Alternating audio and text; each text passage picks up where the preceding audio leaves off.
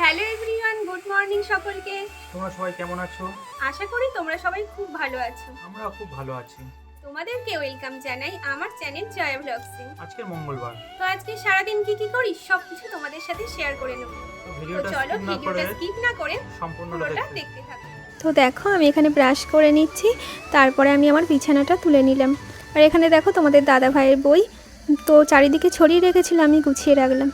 আজকের সকালের ওয়েদারটা দেখো কতটা সুন্দর, মাথার উপর খোলা নীল আকাশ আর চারিদিকে ঝলমলে সবুজ গাছপালা। তো মাঝে মাঝে এরকম সুন্দর প্রকৃতি উপভোগ করতে বেশ ভালোই লাগে, তাই না? তো চলো এবার আমি ঘরে চলে যাই। তো দেখো আজকে সকালে টিফিনে খাবো পান্তা ভাত, আর রাতের কিছু ভাত বেঁচেছিল তো সেটাই খাবো। আর তোমাদের দাদা ভাইয়ের একটা কাজ ছিল, তো বাইরেই টিফিন করে নেবে। এরপর আমার সকালের সব কাজও সারা হয়ে গিয়েছে।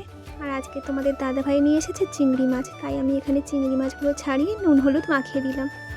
আর এইদিকে দেখো দুপুরে রান্না বসিয়ে দিয়েছি। তো আজকের আমাদের দুপুরে রান্না হবে ডাল, আলু ভাজা আর পটল চিংড়ি। আজকের তোমাদের দাদাভাই মাছ নিয়ে আসতো, যেহেতু আজকের আমার বোন আসবে, তো ও তো মাছ খেতে একদমই পছন্দ করে না, চিংড়িটা খেতে ভালোবাসে। তো তার জন্য আমি ভাবলাম আজকের পটল চিংড়িই করি।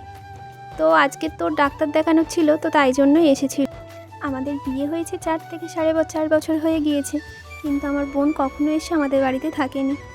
থেকেছে ওই হাতে গোনা 2-3 বার হয়তো হবে। যখনই বলি আসার কথা তো কখনোই আসে না। তো আজকে যেহেতু ডাক্তার দেখাতে এসেই ছিল, তো তার জন্যই এসেছে।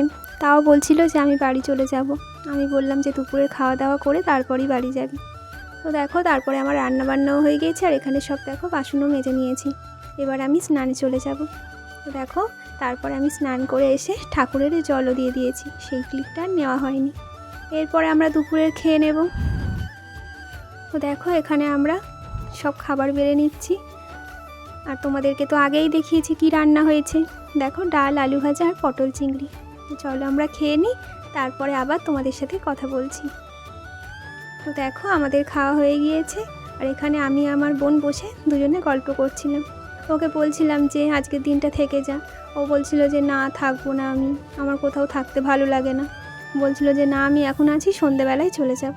তো তারপরে দেখো দেখতে দেখতে সন্ধে হয়ে গেল, আর আমি এখানে ঠাকুরের সন্ধে দিয়ে দিলাম। তো তারপরে দেখো বোনকে কত বললাম যে যাস না, তো ও চলেই গেল। তো দেখো ও আমাকে টাটা করে দিয়ে চলে যাচ্ছে। তোমাদের দাদা ভাই ওকে বাড়িতে দিয়ে আসবে। আর আজকের দেখো রাতে শুধু রুটি করেছি, কেননা দুপুরের কিছুটা তরকারি বেঁচেছিল, তো সেটাই গরম করে নিয়েছি।